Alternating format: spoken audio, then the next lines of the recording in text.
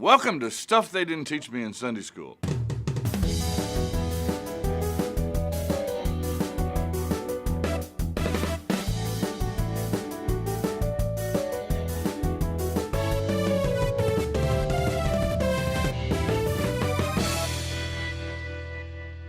What are you going to have for supper tonight?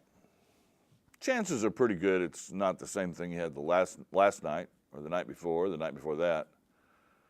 Chances are pretty good you haven't had the same meal for the last 10 nights or 15 nights or a year and a half.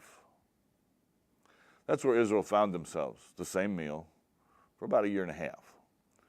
For all the time they were at Sinai, they got up every morning, and on the ground was this stuff that they called, what is it? We know it as manna. That's what the Hebrew word for what is it. And they went out and gathered up what is it and tried to find another creative way to prepare what is it. One time, God brought quail to them early on in their year and a half at Sinai. At Numbers chapter 10, they finally leave Sinai after a year and a half there and head toward the Promised Land, the goal of this event, and they're on their way. And we hear something very familiar. Numbers 11, verse 4. Now the rabble that was among them had a strong craving, and the people of Israel also wept again and said, "Oh, that we had meat to eat." They're sick of the manna.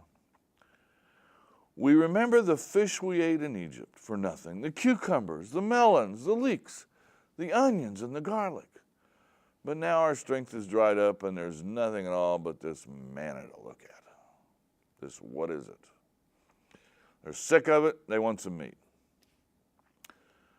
They gripe, and Moses is getting tired already. He's only been with these folks for a year and a half. He's had it, and he quits. But you can't quit. Listen to Moses talk to God. Verse 10.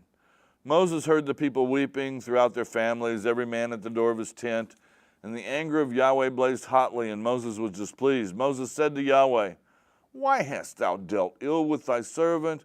And why have I not found favor in thy sight, that thou dost lay the burden of all this people on me? Did I conceive this people? Did I bring them forth, that thou shouldst say to me, carry them in your bosom, as a nurse carries a suckling child, to the land which thou didst swear to give their father?" You might want to be careful how you speak to God, Moses, but this is how he's talking to him. "Where am I to get meat to give all this people? For they weep before me and say, give us meat that we may eat. I'm not able to carry all this people alone, and the burden is too heavy for me. If thou wilt deal thus with me, kill me at once, if I find favor in thy sight, that I may not see my wretchedness." Just zap me, God. Get rid of me. Remember, this is a job that Moses didn't want in the first place, and now that he's got it, he's not having any more fun than he thought he was going to have with it, and he comes to God and tries to quit.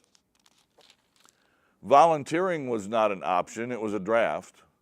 And quitting is not an option as far as God's concerned. He's got a role for Moses to play.